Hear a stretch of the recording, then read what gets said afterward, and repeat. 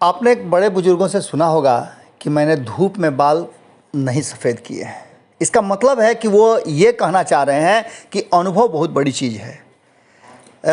आपको इस देश में जब लोकतंत्र की बात होती है तो कांग्रेस की बात ज़रूर होती है। कांग्रेस इस देश को आज़ाद करने वाली पार्टी है।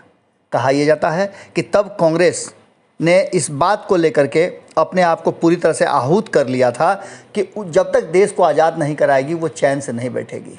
कांग्रेस के ही साथ जुड़े हुए थे महात्मा गांधी, और जब देश आज़ाद हुआ तो सबसे पहली जो सरकार बनी वो कांग्रेस के ही सामने बनी। और कांग्रेस ने इस देश को अब से लेकर जब तक की सरकार बनी थी पहली बार, तब तक पूरी तरह से इस देश को एक अलग दशा और दिशा दिया है। कहा जा रहा था पिछले एक दशक से कि कांग्रेस धीरे धीरे समाप्त हो रही है, लेकिन मनमोहन सिंह आए और मनमोहन सिंह ने इस देश में एक अलग तरह के राजनीतिक धारा को जन्म दिया। आपको याद होगा कि जब 2004 में और 2009 में दो चुनाव हुए, दोनों ही चुनाव में लगातार कांग्रेस की जीत हुई, और 2004 में तो ये कहा जाने लगा था कि सोनिया गांधी इस देश की प्रधानमंत्री बनेंगी, क्योंकि अध्यक्ष वही थी। और ये परंपरा चली आ रही थी कि कांग्रेस जो है वो गांधी परिवार से बाहर निकलकर नहीं जा रही थी।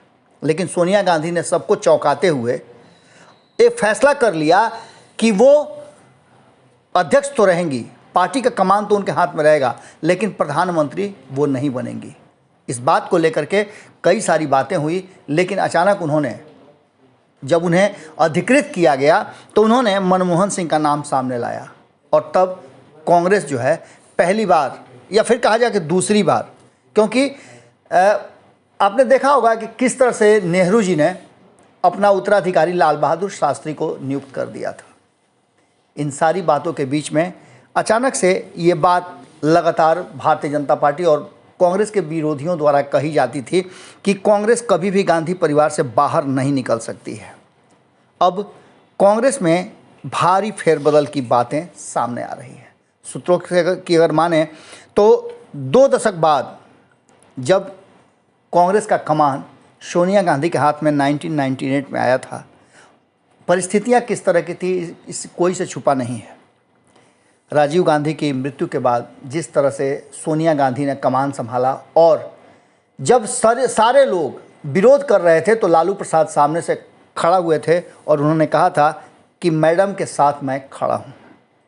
एक बार फिर से बिहार की राजनीति से होती हुई केंद्र की राजनीति तक 2024 की तैयारियों को अगर मद्देनज़र रखा जाए तो कांग्रेस ने अपने आप को बदलने का पूरा मन बना लिया है। और ख़ास करके 2019 के चुनाव के बाद जिस तरह से राहुल गांधी अड़ गए हैं कि वो अब किसी भी परिस्थिति में पार्टी का कमान नहीं संभाल सकते हैं, अध्यक्ष नहीं बन सकते हैं, तो निश्चित रूप से समस्याएं सामने नज़र आ रही थी। लेकिन इन समस्याओं का समाधान अब कांग्रेस ने खोज लिया है।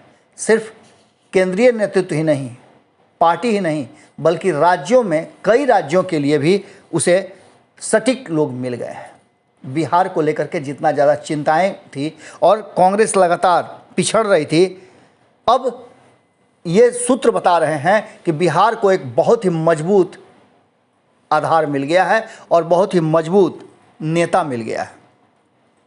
कहा जा रहा है कि प्रशांत किशोर की मुलाकात को इसी नज़र से देखा जा रहा है, और बिहार कांग्रेस का कमान प्रशांत किशोर के हाथ में आने की पूरी संभावना व्यक्त की जा रही है। वहीं अगर बात करें तो पंजाब, जहां की चुनाव हैं, अगले साल वहां चुनाव होने वाले हैं, और इसको मद्देनज़र रखते हुए वहां का कमान नवजोत सिंह सिद्धू को दिया जा रहा है। सिद्धू को लेकर के कई तरह की अटकलें चल रही थी, लेकिन पूरी तरह से मामला अब सलट लिया गया है, समझ लिया गया है। सोनिया गांधी का फैसला और पार्टी के जो वरिष्ठ अधिकारी हैं, जो कार्यकारिणी के मेंबर हैं, उनके साथ बैठक का दौर जारी है, और इस बैठक में एक बहुत बड़ा फैसला होने जा रहा है। अगर सूत्रों की माने तो कमलनाथ को पार्टी का कमान मिलेगा, और ऐसी स्थिति में आप जानते ही हैं कि कांग्रेस एक बार फिर से गांधी परिवार के हाथ से निकलकर बाहर जाएगी। इसके लिए पूरी तरह से तैयारी कर ली गई है, और प्रशांत किशोर इसके सूत्रधार बने हैं। आपको बता दें कि कमलनाथ को आप अच्छी तरह से जानते हैं। कमलनाथ 9 बार सांसद रह चुके हैं। मध्य प्रदेश के छिंदवाड़ा से उन्हें लोगों ने 9 बार जिताया है। इतना ही नहीं, आपने देखा होगा किस तरह से वो मध्य प्रदेश के मुख्यमंत्री थे। 2018 में उन्हें मुख्यमंत्री की कुर्सी मिली थी और हालांकि ये लंबा नहीं चल पाया क्योंकि पार्टी के अंदर ही विद्रोह हो गया था और ज्योतिरादित्य सिंधिया ने बगावत कर दिया था। अब इन सारी बातों को लेकर के जब मामले एक तरफा हो गए थे तो अचानक से कांग्रेस का ये लिया गया फैसला बिहार होते हुए पंजाब और उत्तर प्रदेश सहित देश की राजनीति में भी एक बड़ी तैयारी की तरफ संकेत कर रहे हैं।